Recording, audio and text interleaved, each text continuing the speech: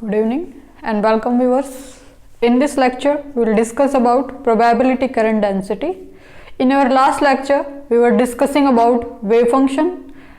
We have seen its physical significance, we have seen the normalization of wave function, and we have seen the probability densities. All these topics we have discussed. So in this lecture, we will discuss about probability current density. So what we will cover in this lecture is what is probability current density, what is the mathematical expression for probability current density, and what we physically mean by probability current density. Means कि physically probability current density का मतलब क्या होता है और क्यों हम ये डिस्कस कर रहे हैं ये टॉपिक. तो ये टॉपिक क्वाइट मैथमेटिकल रहेगा इनिशियली और लास्ट में हम डिराइव अपने रिजल्ट पे पहुंचेंगे, बताएंगे कि मैथमेटिकली प्रोबेबिलिटी करंट डेंसिटी क्या होती है और उसके फिजिकली क्या एसेंस, क्या मतलब उसका मतलब होता है. तो ये छोटा सा ही लेक्चर रहने वाला है, तो हम ये सारी चीज़ें इस लेक्चर के अंडर कवर करेंगे. So let us start the mathematical derivation for the probability current density कि क्या निकल के आती है प्रोबेबिलिटी करंट डेंसिटी एंड कैसे हम उसे समझ सकते हैं. क्लियर है.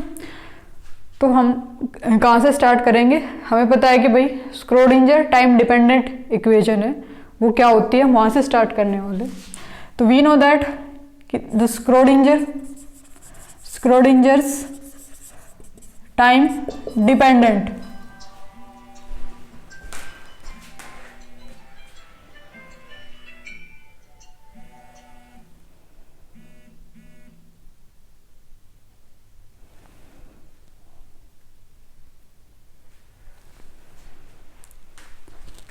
स्क्रोडिंजर्स time dependent wave equation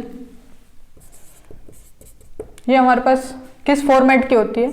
iota H cut curl psi over curl T this is equals to minus H cut square over 2m del square psi plus V psi. ये हमारे पास time dependent Schrodinger wave equation है. इसकी general form है, general form. Clear है यहाँ तक.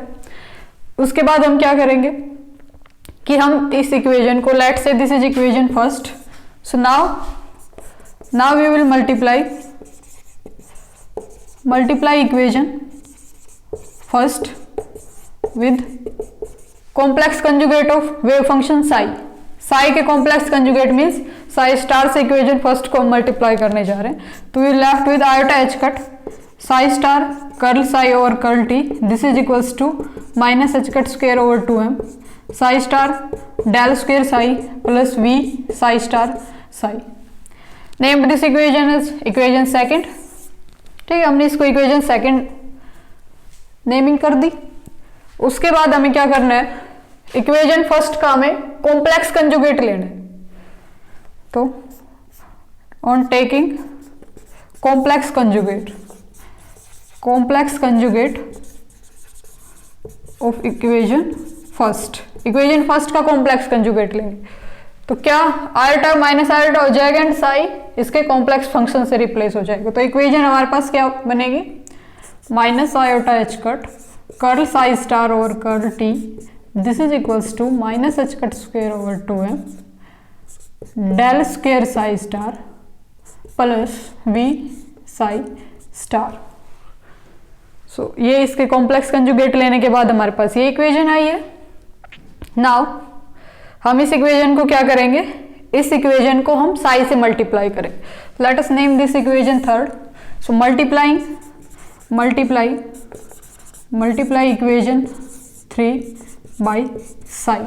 तो साई से मल्टीप्लाई करने पे what we will get, minus iota H cut curl psi star, यहाँ पे साई और curl T this is equals to minus H cut square over 2m psi del square psi star plus V psi star.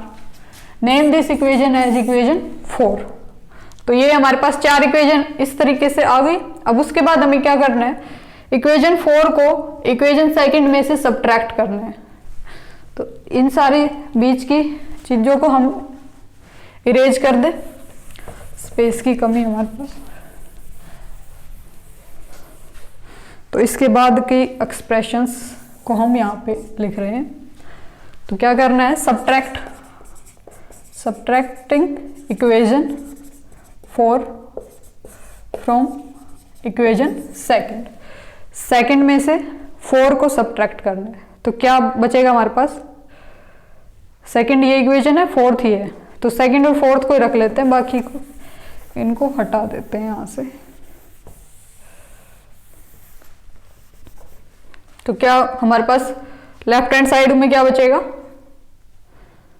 Iota H cut, iota H cut multiplying equation 3 by psi star.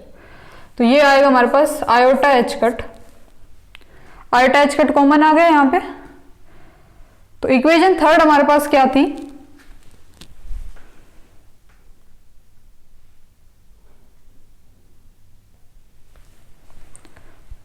तो equation third का तो कोई role नहीं है, हमें इस वाले equation में से सेकंड में से ये सब्ट्रैक्ट करनी है। तो आयोटा एच कट हमने कॉमन ले लिया, तो हमारे पास क्या बचेगा, psi star curl psi over curl T minus ये प्लस हो जाएगा, plus psi curl psi star over curl T, this is equals to यहाँ से minus H cut square over 2m को हमने कॉमन ले लिया, minus H cut square over 2m।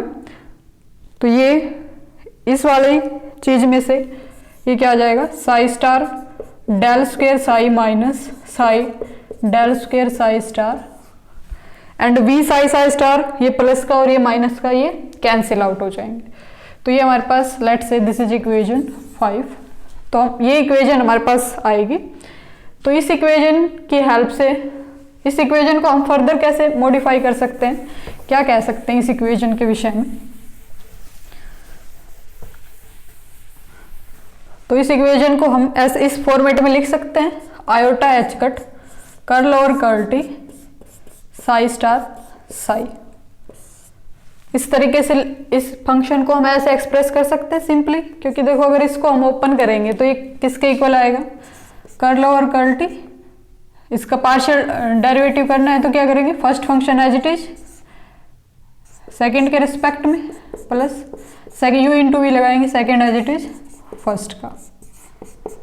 तो ये वाली फॉर्मेट है, तो हम इसको इस फॉर्मेट में लिख सकते हैं, बिल्कुल लिख सकते हैं। सिमिलरली हम इस साइड पे भी कुछ मैथमेटिकल ऑपरेशंस करेंगे। हम इसको इस तरीके से लिख सकते हैं, del dot psi star del psi minus psi del psi star. अब देखिए केयरफुली स्टेप को हमने क्या किया है, डेल डॉट ये फंक्शन कर दिया हमने। तो देखिए यहाँ से, तो इसका मतलब यहाँ से तो हमने इसका डेरिवेटिव की प्रॉपर्टी लगाई थी, तो यहाँ पर भी ये डेल ऑपरेटर की प्रॉपर्टी लगी है, क्योंकि डेल यहाँ पे कोई एक नंबर थोड़ी है कि जो हमने कॉमन ले लिया। तो डेल हमने कॉमन नहीं लिया, डेल एक ऑपरेटर है, इसका हमने डॉट प्रोडक्ट इस तरीके से लिख दिया। तो इसको ओपन करने पे यही चीज आएगी, देखते हैं अभी ये चीज आती है नहीं आती। तो अब इसको इस पे ऑपरेट कराएंगे। डेल ऑपरेटर क्या होता है, यू नो दैट, अगर वन डायमेंशन की बात करें तो कर्ल और कर्ल एक्स आई कैप, और अगर 3 डायमेंशन की बात करें तो ये तीनों Y component and Z component भी इसके साथ आ जाएंगे। ठीक, तो ये एक टाइप का ऑपरेटर है, ऑपरेशन है।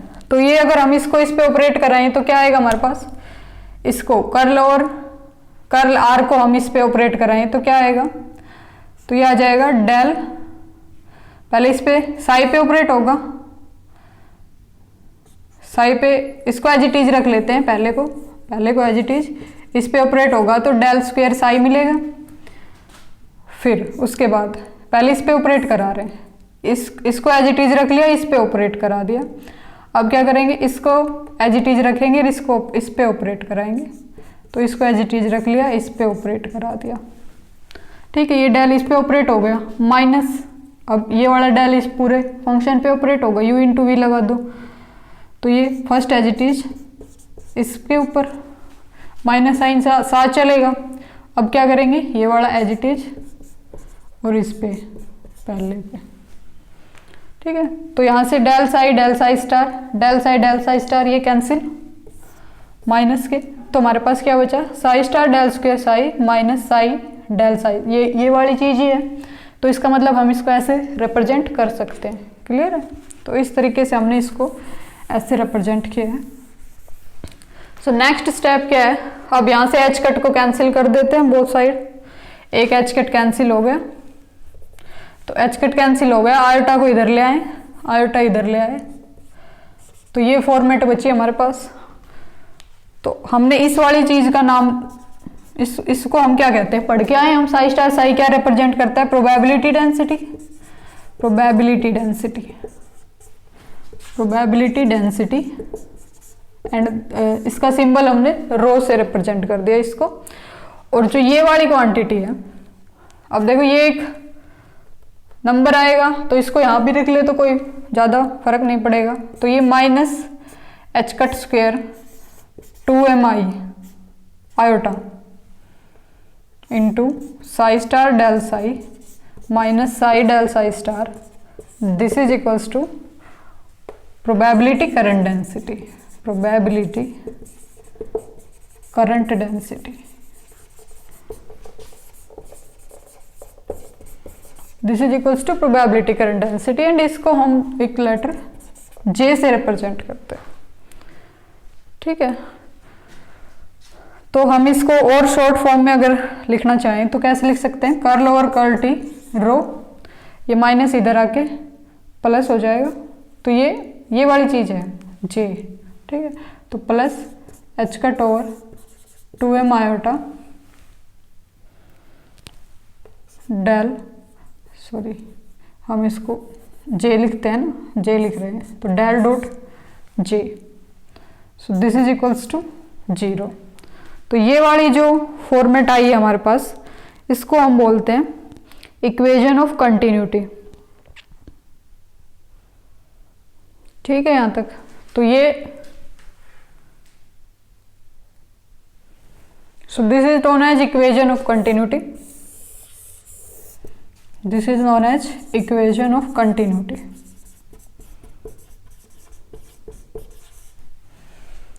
तो ये इक्वेशन क्या शो कर रही है यहाँ पे, तो ये इक्वेशन फिजिक्स की सभी ब्रांचेज में होती है। इक्वेशन ऑफ कंटिन्यूटी हम इलेक्ट्रोडायनामिक्स में भी पढ़ते हैं, हम थर्मोडायनामिक्स में भी पढ़ते हैं, और हम उसमें इसने क्वांटम मैकेनिक्स में भी पढ़ रहे हैं, हाइड्रोडायनामिक्स में भी पढ़ते हैं, फ्लूइड डायनामिक्स में।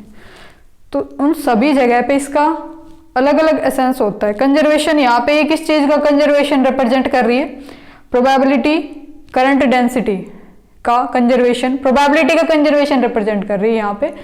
और ये क्लासिकल में, इलेक्ट्रोडायनामिक्स में ये इक्वेशन क्या रिप्रेजेंट करती है, कंजर्वेशन ऑफ चार्ज, और थर्मोडायनामिक्स में, थर्मो में रिप्रेजेंट करती है कंजर्वेशन ऑफ एनर्जी। और यहाँ पे क्वांटम में क्या रिप्रेजेंट कर रही है, conservation of probability. Quantum mechanics में ये चीज किस चीज को रिप्रेजेंट कर रही है, कंजर्वेशन ऑफ प्रोबेबिलिटी।